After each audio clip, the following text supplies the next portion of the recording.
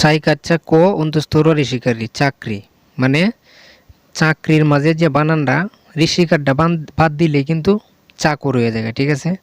তো আমরা কিন্তু মূলত মনে করুন যে এই যে বিদেশ হওয়ার পরে কিন্তু আমরা মানে সাহরগিরি করি, ঠিক আছে। তো এই জায়গায় আরেকটা কথা হইলো যে মানে মানে জীবনে যদি কিছু করণ লাগে তাইলে সাহরগিরি না করে কিন্তু প্রথম অবস্থায় কোনো কিছু করা যায় না। প্রথমে কিন্তু সাহরগিরি করণ লাগে। তা আমরা কিন্তু এখন বিদেশে মনে করুন যে মানে গোলাম, মনে করুন যে যে কোনো একটা কোম্পানির গোলাম, নাইলে আপনি যে জায়গায় কাজ করেন মানে এক কথাই শেষ, মানে নিজের অধীনে কাম ছাড়া অন্য কোনো মানুষের আন্ডারে যখন আপনি কাম করবেন তখন কিন্তু আপনি তার গোলাম, এরকমই। তো প্রবাসের যে লাইফটা এটা মানে যে কোনো মানুষ যখন প্রবাসে আইয়ে তখন কিন্তু মানে প্রথম অবস্থা গোলামি করা লাগে, আর গোলামি না করে কোনো কিছু করা যায় না। আর বিশেষ করে এখন আমি যে জায়গা থেকে ভিডিওটা করতেছি এটা মূলত মালদ্বীপ থেকে আমি ভিডিওটা করতেছি, মালদ্বীপেরই একটা আইল্যান্ড থেকে আমি ভিডিওটা করতেছি। তো সুন্দর যে দৃশ্যগুলো মনে করুন যে প্রবাসটা আসলে দেখতে যে একটা সুন্দর, ঠিক আছে। মানে এইটার মাঝে কিন্তু মানে যে মানে দেহার মাঝে যে একটা তৃপ্তি পাওয়া যায়, এই শান্তিটা এই তৃপ্তিটা কিন্তু আপনি কাজে কামের মধ্যে পাইতেন না, ঠিক আছে। আর এই জায়গায় বিশেষ করে আরেকটা কথা হলো যে মালদ্বীপটা একদিকে ভালো আছে কীরকম, বাংলাদেশেও কিন্তু অনেক মিল ফ্যাক্টরি আছে। মনে করুন যে অক্সিজেন কিন্তু মানে বিশুদ্ধ অক্সিজেন পাওয়া যায় না।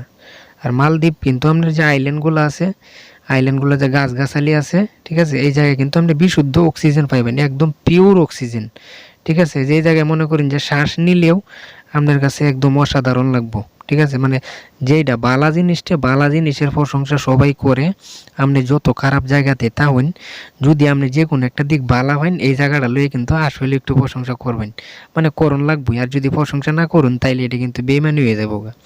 তো আমি এই জায়গা থেকে মনে করুন যাইতাছি, আবার পরে একটা খরগোশ পাইছি, ঠিক আছে। আমরা দেশে মনে করুন যে খরগোশ তাহলে মানুষে মারলো, দৌড়াইয়া দিল কিংবা কেউ দৌড়ে নিল, কিন্তু এখন দিন কত সুন্দরভাবে মানে এই জায়গায় আইছে আয়া ঘুরতেছে আর খাইতেছে, কেউ কোনো কিছু করে না। তো এই জায়গায় আরেকটা বিষয় হলো যে মনে করুন যে মালদ্বীপ, এই আমরা দেশেও মনে করুন যে এই বড় লোকের পোলাপান আছে, তারা কিন্তু একটা R15 গাড়ি কিনে, নাইলে একটা হোন্ডার কিনে। তো এক জায়গায় গেলে কিন্তু অনেক বাপ ধরে অনেক মোটিভ করে যায়। তো এই জায়গায় কিন্তু এই যে বোটগুলো দেখতেছেন এটি কিন্তু পার্সোনাল বোট।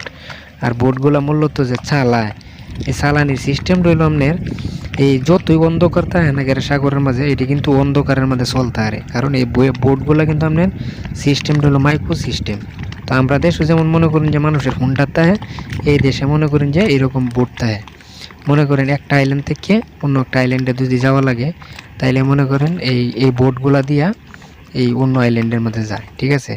তো এই বোটগুলো দেখতে কিন্তু অনেক সুন্দর, মানে একদম মাইক্রোর মতো স্টার্টিং, এই আমি একদম অসাধারণ। আর এই জায়গায় বোটগুলো থেকে নামার পরে এই যে সিঁড়ি আছে, সিঁড়ি দিয়ে আপনি সুন্দর করে উপরে উঠতে পারবেন, কোনো সমস্যা হইতো না। তো প্রবাস জীবনটা মনে করেন যারা আছে প্রবাসে তারা কইতে পারবো যে আসলে প্রবাসে কতটুকু সুখ। আর এই জায়গায় আরেকটা কথা হইলো যে প্রত্যেকটা প্রবাসী কিন্তু এই যে যত ঈদ আইয়ে, আমরা মুসলমানের মধ্যে কিন্তু দুইটা ঈদ, একটা হয়েছে বড় ঈদ, একটা হয়েছে ছোট ঈদ। তো এই যে ঈদগুলার মধ্যে আমরা কিন্তু সবসময় চেষ্টা করি যে বাড়ির মানুষটিরা ভালো রাখার লেগে, বাড়ির টিয়া পয়সা ঠিক মতো পাঠানির লেগে, ঠিক আছে। তো আমরা কিন্তু মনে করেন যে আমরা কোনো মনে করেন বাজেট নাই, মানে ঈদে পড়বে যে একটা বাজেট থাকে, প্রবাসীরা যে আলাদাভাবে এক্সট্রা কোনো বাজেট থাকে, এরকম বাজেটটা কিন্তু আমরা প্রবাসীরা মানে রাখতে পারি না। সবসময় চাই যে নিজের যে সম্বলটা আছে সবটা দিয়া ফ্যামিলির মানুষগুলার সবসময় সুখী করার লাগে চেষ্টা করি, সবাই, খালি আমি একলা না। আর এই জায়গায় আর একটা বিষয় হলো যে আমি এখন যে দ্বীপটাতে আছি এটি হচ্ছে দিদ্দু আইল্যান্ড। তো আমি যেহেতু কাজ করি, যেহেতু চাকরি করি, চাকরি বলতে তো চাকর, এটা তো আমি এই পয়লাই যখন ভিডিও শুরু করছিলাম তখনই কইছিলাম যে চাকরি বলতে চাকর। যখন আপনি নিজের অধীনে কোনো একটা কাম করতে পারবেন তখন কিন্তু আপনি চাকর না। আপনার মনে চাইছে আপনি একটা কাম করলেন, মনে চাইছে না আমি করতাম না, মনে চাইছে আজকে আমার এই কামটা করাম, মনে চাইছে না আজকে আমার এই কামটা করতাম না, যখন মনে চাইবো তখন করাম। আর এই জায়গায় বিশেষ করে আরেকটা কথা হলো যে অনেক মানুষ মালদ্বীপ অনেক ধরনের ভিডিও করে, মানে দিস ইজ মোল্ডিস এরকম এরকম আরও অনেক ধরনের ভিডিও করে। দেন আমার এক ভাই একটা ডাব খাইতেছে না, এটা আমি ভিডিওর মাঝে তুললে ধরলাম।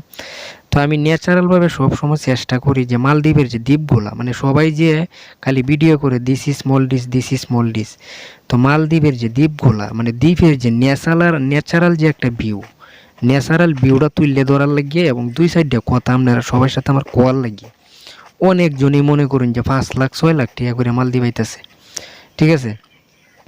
আর এই জায়গায় আরেকটা বিষয় হলো যে এই যে এনে দেখতেছেন একটা কুয়ার মতো দেওয়া যাইতেছে পানির। তো সবাই জানেন যে মালদ্বীপ কিন্তু এই 1190টা দ্বীপ। তো তার মাঝে মনে করেন আমরা দেশে যেমন টিউবওয়েল বওয়ানি যায়, এই জায়গায় কিন্তু এরকম টিউবওয়েল বওয়ানি যায় না, যেহেতু সাগরের মাঝে একটা দ্বীপ। তো এই জায়গায় কিন্তু এরকম কুয়া সিস্টেম করে, এরপরে এই কুয়ার ভিতর থেকে মানে পানি উঠায় আর কি।